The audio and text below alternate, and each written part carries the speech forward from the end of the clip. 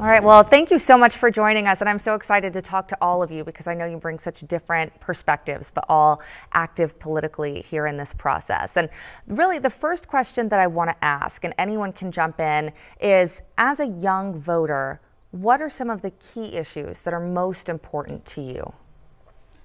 Well, I'll just start if Sure. that's all right. Yeah. I think that a key political issue for us as college students is definitely college debt.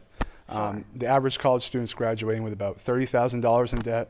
Sometimes that's much higher, six figures or more, up to $200,000 in debt.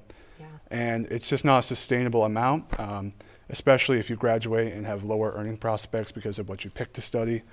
So that's definitely going to be something that, as college students, we're going to be watching going into this election, how candidates respond to that and what their plans are. Something that directly affects you. Mm-hmm. Absolutely. And Rachel, what about you?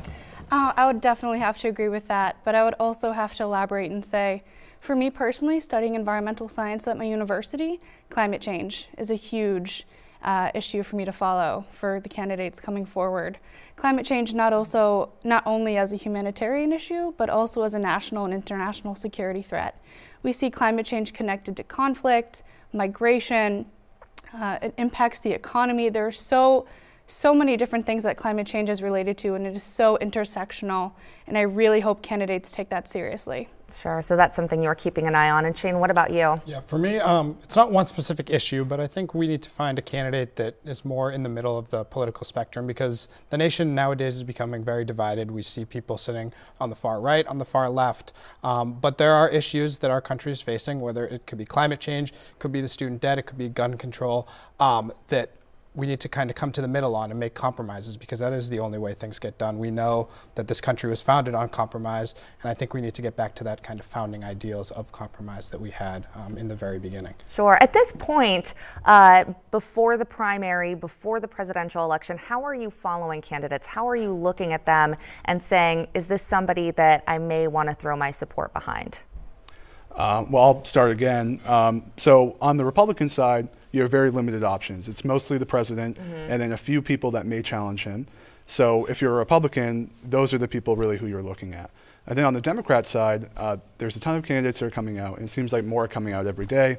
Some of the more influential ones, like Joe Biden, haven't necessarily jumped in yet. But just keeping up with the news, a lot of them are on Twitter, and some of them are already here in New Hampshire doing events and getting out there and meeting people. Sure. So that's how I'm keeping Sure. What about you? I would say probably my biggest platform to keep up with who's running for the candidacy is social media right now, primarily Facebook. I follow a lot of pages, CNN, Business Insider, and that's how I find the breaking news of who's thrown their hat into the ring. But as of right now, there are so many Democratic candidates, not that many Republican, and I think it's just a little too early to tell. Interesting. And what about you, Shane? Yeah, like Bronson said, there's a bunch of Democrats jumping in the race right now. And yes, I do keep up with it on social media, but also at St. A's, we do have the ability to go down to the New Hampshire Institute of Politics, where we have candidates coming in all the time.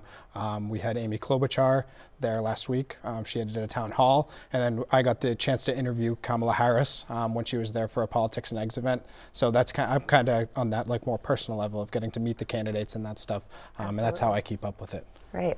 Well, thank you all so much for providing your perspective, and we're really excited to continue following you through this process and see how your views may change or stay the same, and what candidates you decide in the future to maybe end up going with. So thank you so much for being here. Thank you.